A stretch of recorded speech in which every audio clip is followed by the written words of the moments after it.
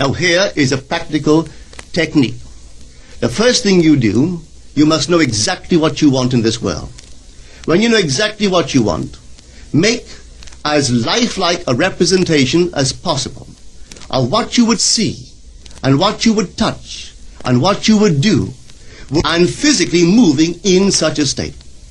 For example, suppose I wanted a home, but I had no money, but I still know what I want.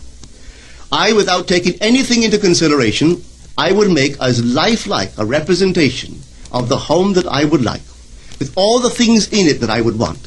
And then, this night, as I would go to bed, I would, in a state, a drowsy, sleepy state, the state that borders upon sleep, I would imagine that I am actually in such a house, that were I to step off the bed, I would step upon the floor of that house. Were I to leave this room, I would enter the room that is adjacent to my imagined room in that house. And while I am touching the furniture and feeling it to be solidly real, and while I am moving from one room to the other in my imaginary house, I would go sound asleep in that state.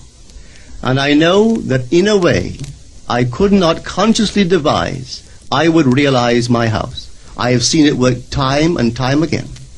If I wanted promotion in my business, I would ask myself what additional responsibilities would be mine were I to be given this great promotion.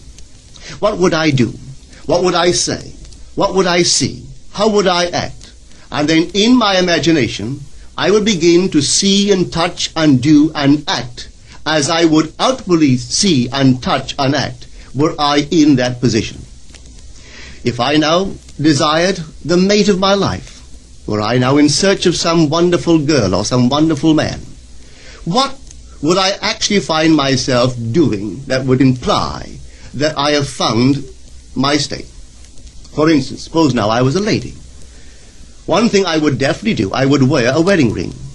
I would take my imaginary hands and I would feel the ring that I would imagine to be there.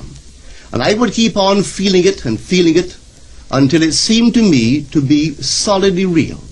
I would give it all the sensory vividness I am capable of giving anything. And while I am feeling my imaginary ring, which implies I am married, I would sleep. This story is told us in the Song of Songs, or the Song of Solomon. It is said, "At night on my bed, I sought him whom my soul loveth.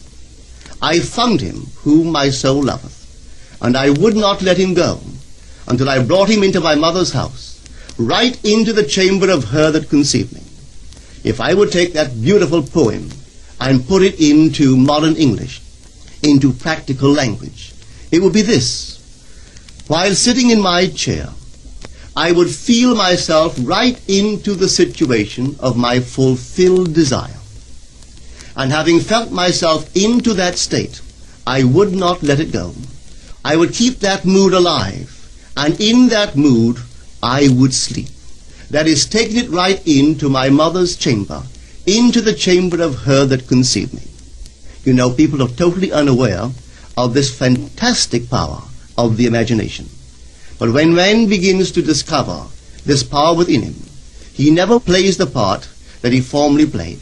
He doesn't turn back and become just the reflective life. From here on in, he is the affecter of life.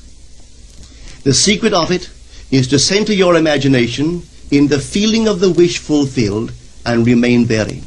For in our capacity to live in the feeling of the wish fulfilled lies our capacity to live the more abundant life. Most of us are afraid to imagine ourselves as important and noble individuals, secure in our contribution to the world, just because at the very moment that we start our assumption, reason and our senses deny the truth of our assumption.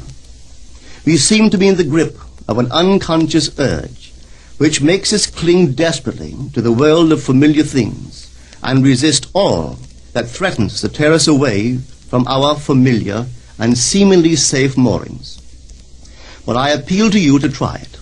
If you try it, you will discover this great wisdom of the ancients, for they told it to us in their own strange, wonderful, symbolical form.